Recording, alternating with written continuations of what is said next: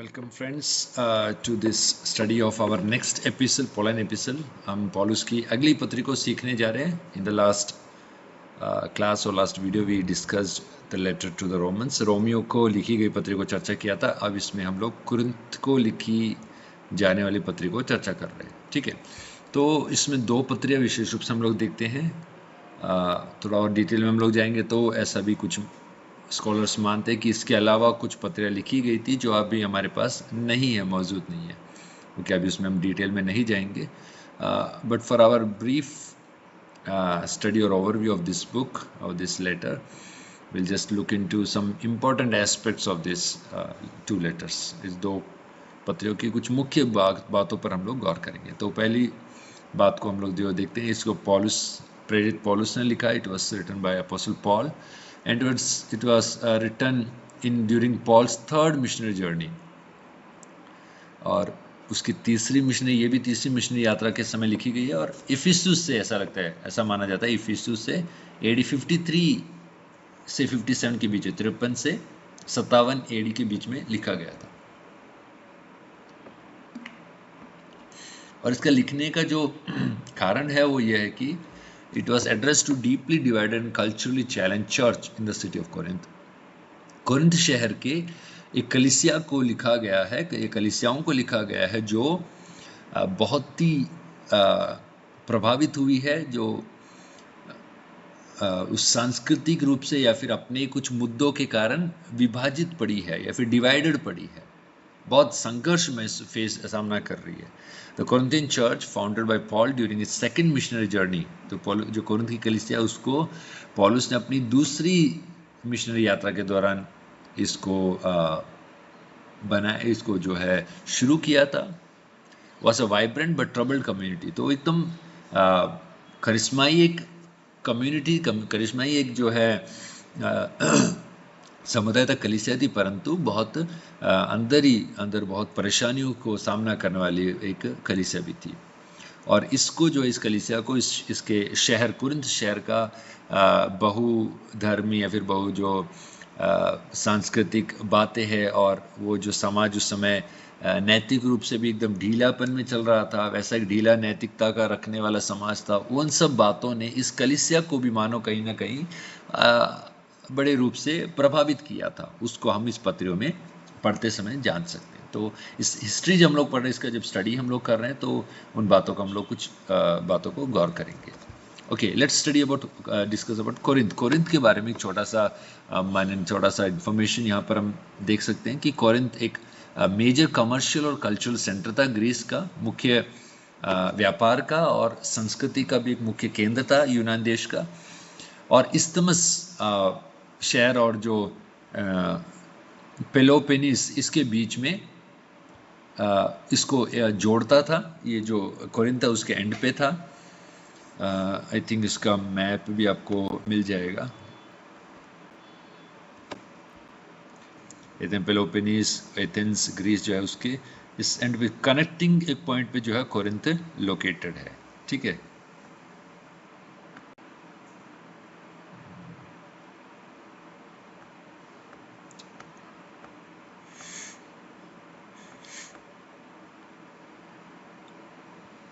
Okay. इस image में आप देख सकते हैं कोरिन्थ, यहाँ पर जो है आपको कोरिन्थ देखने को मिल सकता है. ठीक है, ऑलराइट. तो उस प्रकार जो एक सेंटर था ये, और इसीलिए जो कनेक्टिंग पॉइंट है, इसीलिए बहुत कमर्शियली यहाँ से व्यापार भी बड़े अच्छे ढंग से व्यापार में भी ये व्यापार का केंद्र बन गया. It become a center for commerce also. Okay, and then rebuild by Julius Caesar 44 BC. इस शहर को जूलियस सीजर ने 44 BC में इसको बनाया था, इसको रिबिल्ड किया था, इसको फिर से बनाया था. ठीक है, and it became a Roman colony known for its wealth, trade and religious syncretism. ये बाद में जो है एक रोमन कॉलोनी के नाम से रोमन कॉलोनी बन गया था. हम जानते हैं कि ये जो जूलियस सीजर, वो भी एक रोम के जो शासक थे, रोमी थे. और उसी प्रकार उन्होंने इस शहर को भी जब फिर से बनाया, तो ये एक रोमन कॉलोनी भी बन गया था। तो इस शहर में जो है आपको कई मंदिर भी मिलते थे। इट हाउस्ड सेवरल टेम्पल्स, जैसे अफ्रोडाइट देवता के लिए अपोलो देवता के लिए और भी कई सारे देवी देवता होते थे, उनके जो मंदिर भी इस शहर में आपको देखने को मिल सकते। तो रिलीजियसली भी जो है बहुत धर्मी या फिर बहुत ईश्वरों को मानने वाला भी ये एक शहर था। It was such a city which believed in many religions, or probably many deities were there in that city, and was infamous for its moral laxity, और अपनी नैतिक ढीलापन के लिए जाना जाने वाला था। इतना था कि तो कोरिंथियनाइज became an euphemism for immoral living। इतना एक बुरा अर्थ इसका शब्द का हो गया था कि किसी को कोरिंथ बनाने का मतलब है उसी को बुरा बनाना। और शहर का नाम ही क्या हो गया, बुराई से जुड़ गया। ठीक है, The Corinthian church reflected this complex milieu, और कलीसिया भी जो है इस जटिलता को प्रकट करती है। Composed of both Jewish and Gentile believers, it struggled to live out the gospel in a society that valued rhetoric। तो ये जो कलीसिया है, कोरिंथ की कलीसिया, यहाँ पर यहूदी और अन्य जाति दोनों समुदाय के विश्वासी लोग इस कलीसिया में थे, और ये अपने समाज में सुसमाचार को जीने में संघर्ष महसूस कर रहा था, स्ट्रगल कर रहा था। उस सुसमाचार जो सुना है, प्रचार करते हैं, उस सुसमाचार को जी नहीं पा रहे थे। They were not able to live that gospel in their life और इन द सोसाइटी, क्योंकि ये सोसाइटी रेटोरिक को महत्व देता है। Rhetoric means the art of using words effectively to persuade, influence और इम्प्रेस अदर्स। रेटोरिक का मतलब एक कला है, जो वक्तव्य की कला है, बोलने की कला है, जिससे आप किसी को जल्दी प्रभावित कर सकते हैं, आप किसी को मनवा सकते हैं, आप किस पर अपना एक इम्प्रेशन डाल सकते हैं, वो है रेटोरिक। उन बातों पर ये शहर या यहाँ के लोग जोर देते थे, वो वैल्यू करते थे। स्टेटस, अपना औहदा दिखाने के लिए, और फिलोसॉफिकल सोफिस्टिकेशन, अपने जो है दर्शन शास्त्र की काफ़ी बड़ी बड़ी बातों को भी बोलना सुनना पसंद करते थे। ठीक है, तो फिलॉसफी है, वहाँ पर स्टेटस है, वहाँ पर रेटोरिक कला है, बोलने की वक्तव्य की कला है। ऐसी कुछ बातों में ये शहर प्रसिद्ध है। ये सब बातें उस शहर का जो मुख्य उनका मन को या फिर उनको ज़्यादा पसंद ये सब चीज़ें थी। पॉल्स लेटर, यानी कहने का मतलब एंटरटेनमेंट, उनको मनोरंजन या फिर ज़्यादा नई नई बातों को सुनना, ये सब उनको पसंद था। Paul's letters reveal a community torn by factionalism, moral compromise and theological confusion. तो पौलुस की पत्री है, वो ऐसे एक कम्युनिटी समुदाय को बताती है जो विभाजित थी, नैतिक रूप से जो एक अनैतिकता में चलने वाली कम्युनिटी थी, और या फिर अनैतिक बातें प्रवेश की हुई एक कम्युनिटी, एक समुदाय, और थियोलॉजिकल कुछ कंफ्यूजन भी था।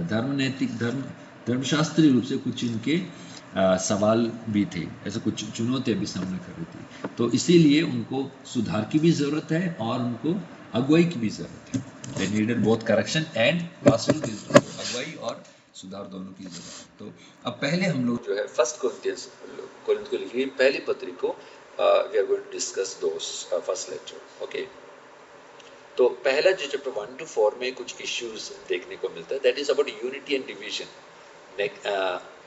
जो है एकता और अनेकता के विषय में यहाँ पर बात किया गया है। So one of the most pressing issues in the Corinthian church was division. कलीसिया जो एक बड़ा समस्या का सामना कर रही थी, वो था यहाँ पर डिवीजन था। डिवीजन मतलब जो मतभेद था या फिर अलग अलग ग्रुपिज्म था, क्योंकि वहां पर हम लोग देखते लोग ऐसा बोल रहे थे कि अपने अगुवे को उठाकर एक अगुवे के नाम से वहां पर समुदाय बट रहा था। कोई कहता है, कुछ लोग कहते हैं कि हम पौलुस के हैं, कुछ विश्वासी लोग बोलते हैं हम अपोलोस के हैं, कुछ बोलते हैं हम कैफा के हैं, कुछ बोलते हैं हम यीशु मसीह के हैं। हम तीनों नहीं है, हम पौलुस के भी नहीं है, हम अपोलोस के भी नहीं, हम कैफा के भी नहीं है, हम यीशु वाला ग्रुप है। तो इसी रीति से 4 ग्रुप अब जो है कलीसिया में देखने को मिल रहा है। तो ये क्या कर रहे हैं, कलीसिया को डिवाइड कर रहे हैं। They are dividing, they are breaking the unity of the church. So that is kind of factionalism that we can see in the church, revealing a competitive status driven mindset. तो यहाँ पर एक प्रतिस्पर्धा हुई, कलीसिया के अंदर ही एक कंपटीशन हो गया है, अपना स्टेटस। कोई बोलता है कि आप पौलुस है तो मैं पौलुस का हूँ, तो मेरा जो है हम लोग आपसे बेहतर है। कोई बोलता अपोलोस जो अच्छा प्रचारक था, हम लोग अच्छे हैं। कैफा जो प्रभु यीशु के चेलों के साथ में था, यीशु के साथ रहता था, हम उसके लोग हैं। कोई बोलता हम तो यीशु के ही लोग हैं। तो अपने आप को उठाने के लिए, अपने आप को जो है दूसरों से ऊपर करने के लिए एक ऐसा मन वहाँ पर लोगों के अंदर था, ऐसा उस बात को हम देखते हैं। सो पॉल रिब्यूक्स दिस स्पिरिट, पौलुस ऐसी आत्मा को डांटता है और कहता है कि किसी जो है सच्चा ज्ञान, सच्चा जो बुद्धि या ज्ञान है वो मनुष्य की बोलचाल पे नहीं, मनुष्य की वक्तव्य पे नहीं, परंतु क्रूस की मूर्खता पर है। That is important verse in this episode. इस पत्री में एक बहुत मुख्य वचन 18 में लिखा है कि पौलुस कहता है मैं उस क्रूस पर घमंड करता हूँ, मैं उस क्रूस की मूर्खता को प्रचार करता हूँ, क्योंकि वहीं पर परमेश्वर की सामर्थ्य। He argues that God's power and wisdom are revealed paradoxically through weakness and suffering, not through worldly success or rhetorical skill. पौलुस कहता है कि परमेश्वर की सामर्थ्य और जो ज्ञान है वो कमजोरी और कष्टों में प्रकट हुआ है, न कि संसार के सक्सेस या फिर जो कहते हैं संसार की उन्नति या फिर संसार के जो आदर में नहीं, या संसार के कुछ ऊंचे पदों पर नहीं, परंतु या फिर उसके अच्छे वक्तव्य पर नहीं, कष्टों में और जो कमजोरी में परमेश्वर ने अपनी सामर्थ्य को प्रकट किया है। ठीक है, दैट्स व्हाई इन 2 कोरिन्थियंस 9 में भी, 2 कोरिन्थियंस 9 में भी पौलुस कहता है कि पौलुस को परमेश्वर का वचन आता है कि मेरा अनुग्रह तेरे लिए काफी है, क्योंकि मेरी सामर्थ्य दुर्बलता में प्रकट है। My grace is sufficient for me, for my power is made perfect in weakness. तो परमेश्वर कमजोरियों में या कमजोरों के बीच में हम देखते हैं सामर्थ्य को प्रकट करता है। ठीक है, जो अपने आप को सामर्थ्य या अहंकारी मानते हैं, आप बहुत कुछ मानते हैं, उनके बीच में वो परमेश्वर अपनी सामर्थ्य को प्रकट इतना जो सामर्थ्य रूप से नहीं करता, बिकॉज दे आर प्राउड, वो जो घमंड में है। बट जो अपने आप को दीन करता है, those are weak, God reveals their power in their life. So Paul roots Christian unity, the person work of Christ. तो परमेश्वर का जो कलीसिया है उसको पौलुस कहता है कि तुम्हारी एकता मसीह यीशु के जीवन और कार्य में है। और एक सवाल पूछता है कि क्या मसीह विभाजित है, क्या मसीह डिवाइडेड है? तो मसीह जब डिवाइडेड, मसीह एक है, मसीह डिवाइडेड नहीं है, तो फिर तुम आपस में क्यों जो है लड़ते हो, या तुम क्यों एक दूसरे से अलग पड़े हो? क्योंकि मसीह में हम एक किए जाते, अनेक नहीं किए जाते। हम मसीह में we are not divided in Christ, we are united in Christ. So when Christ is not divided, how can we divide, stay divided in Christ? जब मसीह बटा हुआ नहीं है तो हम मसीह में बटकर कैसे रह सकते? That is a very good question that पौलुस इस अच्छे सवाल को पूछता है। ठीक है, और he calls the church to transcend human allegiances and recognize their shared identity in Christ, who is the true foundation of church. तो मनुष्यों से अपना जो है नाता बताकर अपनी महिमा बढ़ाने के बजाय, अपना नाम ऊंचा करने के बजाय, जो परमेश्वर में, प्रभु यीशु में अपने आप को जोड़ना है, यीशु में अपनी जो सच्ची नींव यीशु मसीह, उसमें अपनी आइडेंटिटी या पहचान को खोजना है। जिस प्रकार हम अपने लीडर्स के अनुसार बटने के लिए नहीं, यीशु में हम लोग एक होने के लिए पौलुस इस पत्र को लिखता है। वो तो पहला तो 1 से 4 में जो है वो उन बातों को हम लोग देखते हैं कि पौलुस उनकी डिवीजन पे या फिर उनके एक बंटवारे के ऊपर है, एक दूसरे को बांटने के विषय में डांटता है। कलीसिया में बंटवारा पड़ा हुआ है, कलीसिया में लोग विभाजित है, उसको डांटता है। और फिर मसीह यीशु में उनको एक होने के लिए कहता है। यीशु they have to be united in Christ. Second, दूसरा मुख्य इशू है चर्च डिसिप्लिन, मॉरल प्योरिटी, कलीसिया के अनुशासन और नैतिक पवित्रता। Now serious problem, moral failure has happened in the church. एक बड़ा ही गंभीर समस्या कलीसिया में हुआ है, यहाँ तक कि केस ऑफ इंसेस्ट, यानी अपने परिवारजनों से ही जो है गलत संबंध बनाने का विषय इस कलीसिया में उठा है। इतना ही नहीं, कलीसिया के अंदर लोग एक दूसरे के ऊपर मुकदमा दर्ज कर रहे हैं। They are fighting against each other, they are dragging each other before gentile courts. एक दूसरे को जो है अन्य जातियों के कोर्ट के सामने घसीटते हुए हम लोग देखते हैं। ये पौलुस इससे बहुत ही क्रोधित होता है और ये बहुत इसे बड़ा अपमान समझता है कि कलीसिया के लोग ही कलीसिया को संसार में जाकर अपमान कर रहे। The people, the believers themselves are dragging each other before the courts, before others and making fun of the church. और कलीसिया का वो मजाक उड़वा रहे हैं दूसरों से। इनसे the church must exercise discipline to maintain holiness. वो कहता है, कलीसिया से कहता है कि तुम्हें एक अनुशासन लागू करने की जरूरत है जिससे कलीसिया में पवित्रता हो।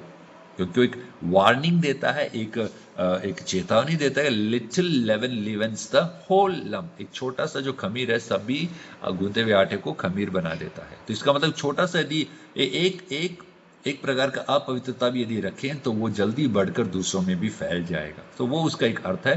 Believers are called to live as a new creation set apart from the patterns of the old age. तो विश्वासियों से कहा गया है कि वो एक नई सृष्टि के रूप में जिए और पुरानी बातों से अपने आप को हटाना है। ये 5 और 6 में दो मुख्य विषयों पर चर्चा करता है। चैप्टर 7 में, अध्याय 7 में जो है विवाह, एक अकेलापन और मसीह आजादी के विषय में बात करता है। तो एक बड़ा क्वेश्चन उठता है, क्या विवाह करना चाहिए? इज मैरिज गुड और इज सिंगलनेस गुड? या अकेला रहना अच्छा है? तो Paul affirms the goodness of both marriage and celibacy. पॉलुस कहता है दोनों अच्छे हैं, विवाह भी अच्छा है और अकेला रहना भी अच्छा है। लेकिन जैसे भी ये जिस अवस्था में है उसी में रहने के लिए पौलुस कहता है, जब तक पवित्र आत्मा उनको अगुवाई न करे, जहां जिस अवस्था में वैसे ही उसी में बने रहे। तो पौलुस क्या कहता है? पौलुस कहता है marriage is good, singleness is a gift. विवाह जो है अच्छा है और अकेला रहना वो एक दान है, गिफ्ट है। पहली बात हम उसमें देखते हैं, मैरिज ऑनरेबल एंड नॉर्मेटिव। पौलुस कहता है आदर की योग्य है और यही रीति है। पौलुस recognize sexual desire and the goodness of the marital union। तो लैंगिक जो है इच्छा है उसको मानता है और उसी के साथ में विवाह का जो विवाह में एक होना वो भी अच्छा मानता है, उसको बुरा नहीं कहता, उसको पाप या बुरा नहीं मानता। He gives rules for fidelity, mutual rights and mutual authority within marriage। तो वो एक नियम देता है कि एक दूसरे के प्रति विश्वास योग्य रहना है, एक दूसरे का अधिकारों को आदर करना है, एक दूसरे के प्रति जिम्मेदारी है उसको उठाना है। मैरिज में ये सब बातों को देखना है। सिंगलनेस अगला है, एक यदि अकेले रहते हैं, यदि विवाह नहीं करते हैं, तो वो एक गिफ्ट है, सभी के लिए नहीं, लेकिन वो एक दान है जो परमेश्वर कईयों को बुलाहट के लिए वो बुलाहट देता है। Paul praises singleness for enabling undivided devotion to the Lord. क्यों, क्या बोलता है कि ये जो सिंगलनेस है, अकेला रहना, ये एक इसका अर्थ होगा कि हम बिना हमारे ध्यान बटे हम पूरे मन से जो है प्रभु की सेवा या उसकी स्तुति कर सकते हैं। We can serve the Lord without dividing our attention to anything else. बिना हमारे ध्यान बटे किसी और बातों पर हम पूरा लगन से उसकी सेवा कर सकते हैं। Singleness allows fewer worldly anxieties and greater freedom for ministry. अकेले रहने का मतलब आपको ज़्यादा चिंता नहीं होगी, ज़्यादा जिम्मेदारियां नहीं है और आपको सेवा करने के लिए बहुत आज़ादी मिल जाती है। लेकिन नीदर इज एब्सोल्यूट, दोनों इनमें से कोई भी ऐसा नहीं कि जो है अल्टीमेट रूल बन गया है। ना विवाह अल्टीमेट रूल है, ना अकेला रहना अल्टीमेट रूल है, मतलब वही करना पड़ेगा ऐसा नहीं है। बोथ आर लेजिटिमेट कॉल्स, दोनों एक एक बुलाहट है। Paul's recommendation leans towards singleness. Paul तो ये कहता है कि अकेले रहना अच्छा है क्योंकि आज की अवस्थाओं को गिन करो। क्या है आज की अवस्था या फिर आज का प्रेजेंट डिस्ट्रेस, किसको पॉलुस बोलता है? इसका हिंदी भी है, तो इंग्लिश में इस प्रकार लिखा है, परसिक्यूशन हो सकता है, कुछ लोग बोलते हैं परसिक्यूशन हो सकता है, सोशल अनरेस्ट हो सकता है, रोमन पॉलिटिकल इंस्टेबिलिटी हो सकता है, imminent expectation of the Lord's return हो सकता है, practical hardship face by community हो सकता है। ये सब बातें पॉलुस कहता है जो इमीडिएट अर्जेंसी कहलाती है।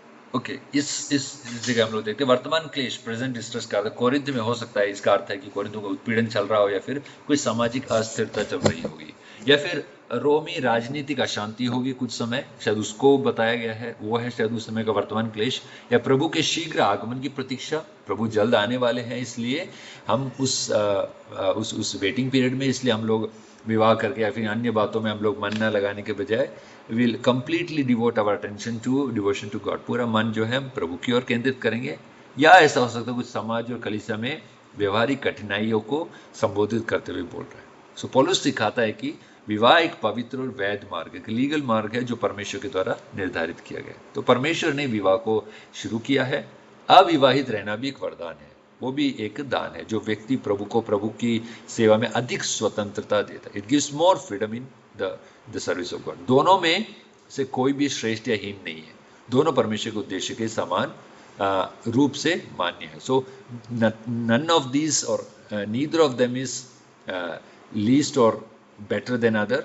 सो बोथ आर गॉड्स गिफ्ट्स, और दोनों परमेश्वर की दान है, और दोनों के द्वारा परमेश्वर के उद्देश्य पूरे होते हैं। ठीक है, नेक्स्ट है मूर्तियों को चढ़ाए जाने का भोजन का प्रश्न आता है। तो food offer to idols, that is another important topic or question that is raised by the Corinthian believers to probably Apostle Paul. पौलुस से शायद एक सवाल पूछा जाता है कि क्या हम लोग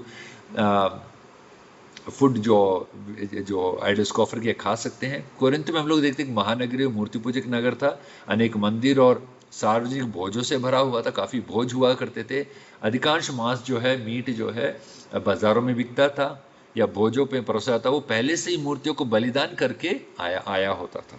ठीक है, इसलिए विश्वासियों के सामने क्वेश्चन उठता है कि क्या मसीह लोगों के लिए ऐसा मांस खाना उचित है जो मूर्ति पूजा में बलिदान किया गया था और वहां से मार्केट में आता है। पहले बलिदान होता है, फिर मार्केट में आता है। तो कुछ कुरिन्थ के मसीह कहते थे हाँ, मूर्तियां वास्तव में कुछ नहीं है, हम मसीह में स्वतंत्र हम लोग खा सकते हैं। लेकिन अन्य, विशेषकर जो हाल ही में जो है मसीह में आए थे, वे कहते हैं कि नहीं, ऐसा मांस खाना मूर्ति पूजा की और फिर से लौटने जैसा हो जाएगा। आप समझ रहे हैं? कुछ लोग बोले नहीं, दिक्कत नहीं है, खा सकते हैं हम, क्योंकि हम मसीह में स्वतंत्र। दूसरे बोलते नहीं, यदि हम लोग खा रहे हैं तो हम लोग फिर से उसी बातों में, पुरानी बातों में फिर से लौट रहे हैं। इस मतभेद ने कलीसिया के भीतर विभाजन और विवेक से जुड़ा संघर्ष उत्पन्न किया। सो पौलुस का 3 अध्याय में उत्तर है, he answers in 3 chapters। उसका पहला में पौलुस कहता है कि प्रेम का सिद्धांत।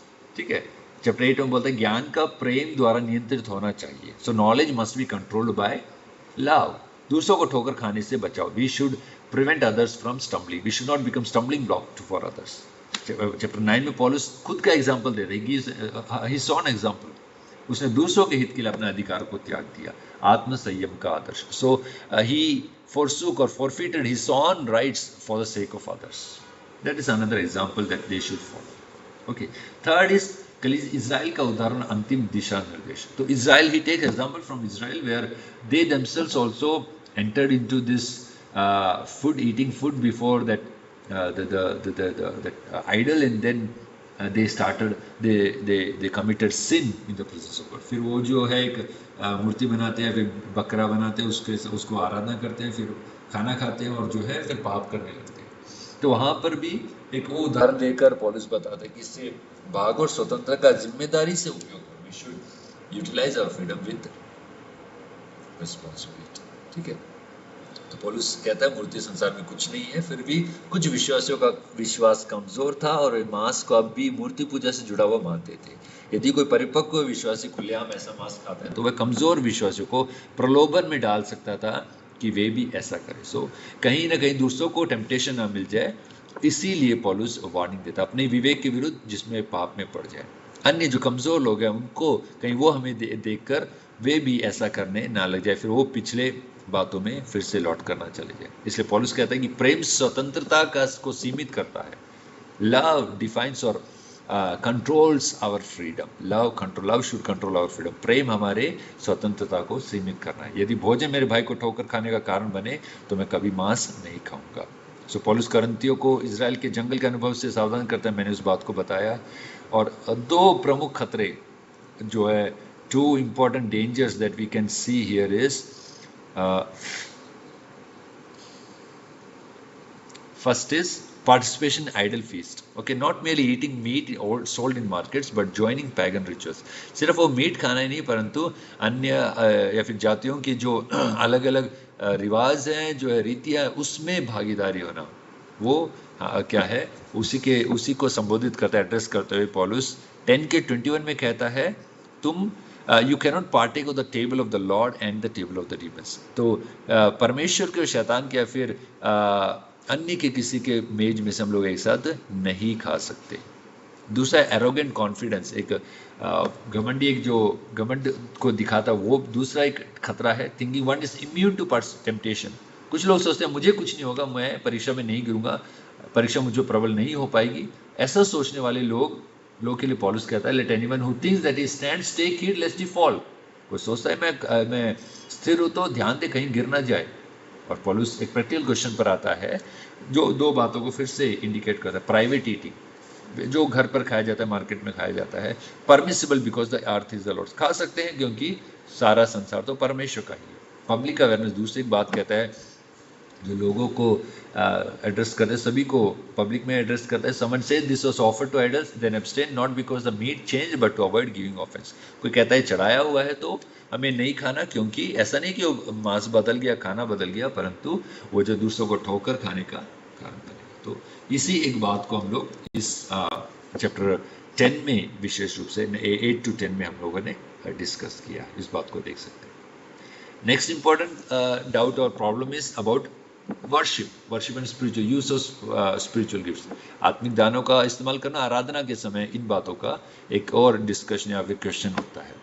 Paul addresses disorder in worship particularly regarding head covering. तो पहली बात वहां पर आती है सर ढकने, स्त्रियों के द्वारा सर ढकने के विषय में। दूसरा आता है प्रभु भोज के विषय में। तीसरा आता है यूज ऑफ स्पिरिचुअल गिफ्ट्स, आत्मिक दानों को इस्तेमाल करने के विषय में। He emphasize that gifts are given for the common good and must be exercised in love. तो पहली ओके वो एक चैप्टर 11 का रह गया है। हेड कवरिंग के विषय में पॉलुस कहता है he considers as normal practice, या फिर जो है सिर्फ कोरिंथ को लिखी गई एक बात नहीं है। When we look in our surrounding also, जो हम अपने कॉन्टेक्स्ट में भी देखते हैं, हमारे सराउंडिंग में देखते हैं, women of other religions also cover their head. Women जो है अन्य धर्मों की स्त्रियां भी अपने सर को ढकती है, बिकॉज दैट इज प्रोप्राइटी और दैट इज प्रॉपर थिंग, जो अच्छा लगता है, जो सुंदर लगता है, जो एक हमारा कल्चर का एक प्रैक्टिस भी है, जो सही भी है, जो परमेश्वर के वचन के आधारित भी है। सो इस रीति से पौलुस इस बात को कहता है कि उसमें वर्स 5 में वो ऐसा कहता है, परंतु जो स्त्री बिना सिर ढके प्रार्थना भविष्यवाणी करती है वह अपने सिर का अपमान करती है, क्योंकि वह मुंडी होने के बराबर। So something very seriously he says कि यदि बिना ढके करते हो तो ऐसा है मानो अपने सिर या फिर अपने जो पुरुष है या मसीह का अपमान करती है। That is considered as dishonouring the head. So उसको सर ढकने के विषय में पौलुस कहता है। हो सकता है शायद वहां पर स्त्रियां सर नहीं ढकती थी और इसी कारण अलग अलग कल्चरल स्टडीज भी कुछ ना कुछ अलग बातें बोलती है कि कोरिंथ का ऐसा अंडरस्टैंडिंग था, जो सर नहीं ढकता वो अच्छे लोग, अच्छी स्त्रियां नहीं मानी जाती थी। बट नेचुरली नॉर्मली जो हमारे इंडियन कॉन्टेक्स्ट में हम लोग देखते हैं, that is a normal thing, that is considered as a good thing, एक अच्छी बात, उसको समझे प्रॉपर थिंग, प्रॉपर्टी समझा जाता है। ठीक है। एंड देन चैप्टर 11 में ही जो है प्रभु भोज के विषय में भी कहा गया है। कुछ लोग आकर जो है पहले पहुंच जाते, probably they could be rich, शायद धनवान लोग थे, या फिर those people who were working only in the day time, शायद वो दिन में काम करते थे और शाम को आराधना के समय, प्रार्थना के समय में जल्दी पहुंचकर सारा खाना खत्म कर देते थे।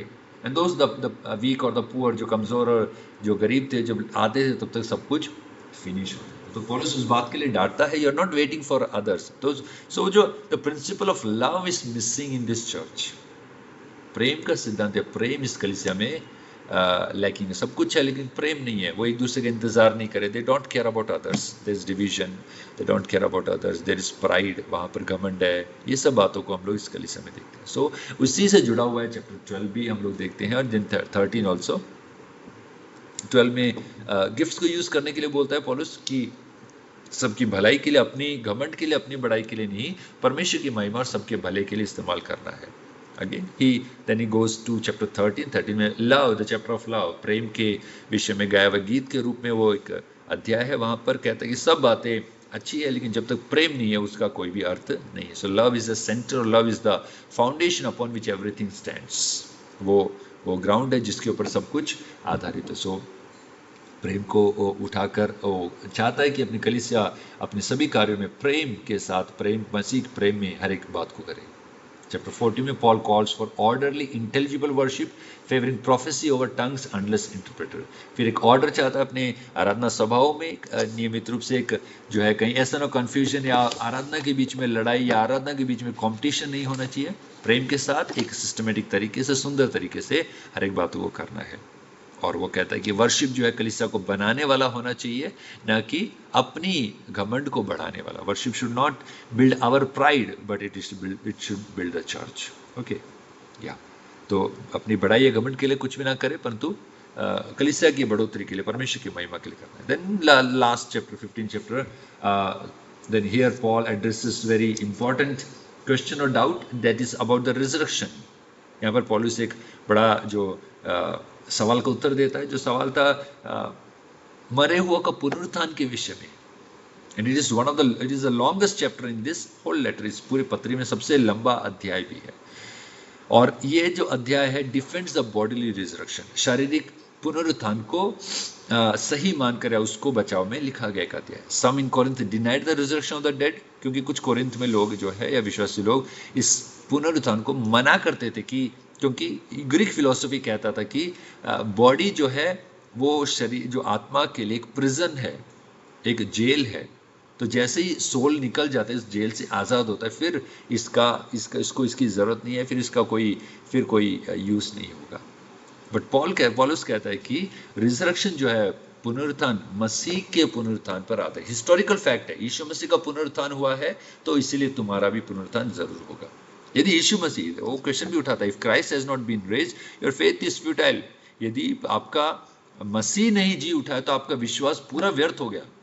द होल क्रिश्चियनडम या whole Christianity falls down if Christ is not raised. यदि मसीह नहीं जी उठा तो पूरा मसीहत सब गिर गया है, सब विश्वास सब वेस्ट हो गया है. So he says Christ is indeed raised. मसीह जी उठा है, इसीलिए हमारा विश्वास व्यर्थ नहीं है, और इसीलिए हम भी जी उठाए जाएंगे. He describes the resurrection as a bodily, as a spiritual body, glorious, imperishable and animated by the Holy Spirit.